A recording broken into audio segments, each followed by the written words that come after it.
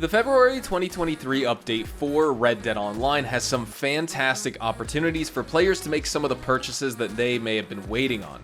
Welcome back to the channel, everyone. Today on the show, we will be kicking off our buyer's guide for the February event here in-game. This video will be your complete guide on how to navigate these purchases, my own personal recommendations, and basically, if you have the money, where I think you should spend it. So with that said, we're going to get started. If you enjoy this video at any point, or if you just find it helpful, let me know by dropping a like on it. And if you want to stay up to date with everything Red Dead Redemption 2 and Red Dead Online, consider hitting that subscribe button with your bell notifications turned on.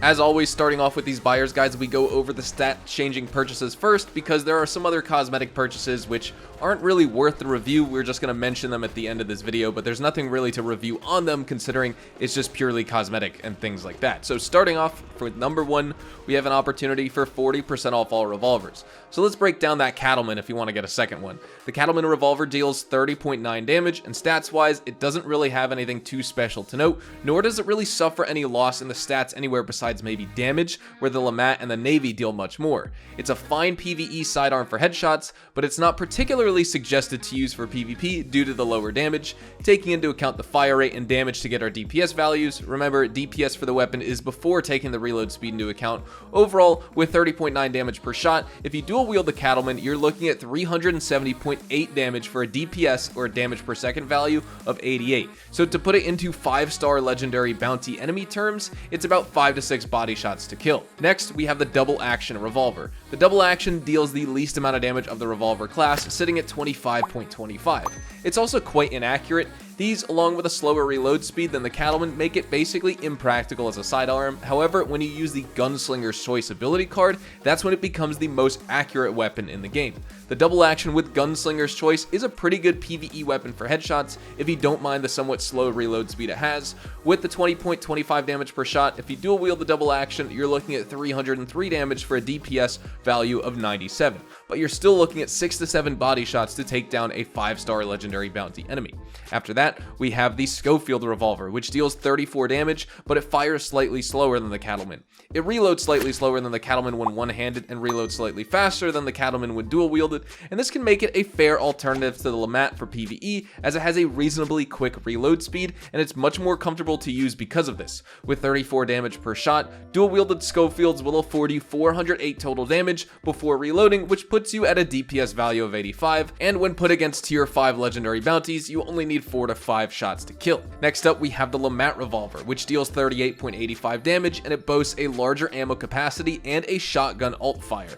While it has the slowest reload speed of the revolver class, the extra 3 shots that you could fire make up for it, and it's a great revolver both for PvP and especially for PvE combat. The LeMat revolver is a big contender here, as you can eclipse 689 damage with the dual-wielded LeMats against enemies, and that puts you at a DPS value of 97, matching the double action's DPS, but with much more ammunition and higher accuracy. And against 5-star legendaries, you only need 4 body shots to kill. After that, we have the Navy revolver. This revolver deals 41.8 damage, and it's the most accurate of the revolver class. This is a great advantage in PvP, where you can deal consistent DPS even at slightly further ranges. However, due to its slow reload speed and 6-shot ammo capacity, you'll be stuck reloading this weapon often, so I find it could be replaced with a couple other revolvers for PvE, and this revolver I would say is the optimal choice in my opinion, as you get over 498 damage per dual-wield Navy revolver set before reloading, and that means you will boast a DPS value of 116 with this revolver. The Navy will also drop 5-star legendary bounty enemies, the strongest, most tanky standard groups of enemies in the game, with only 3 but occasionally 4 shots to kill.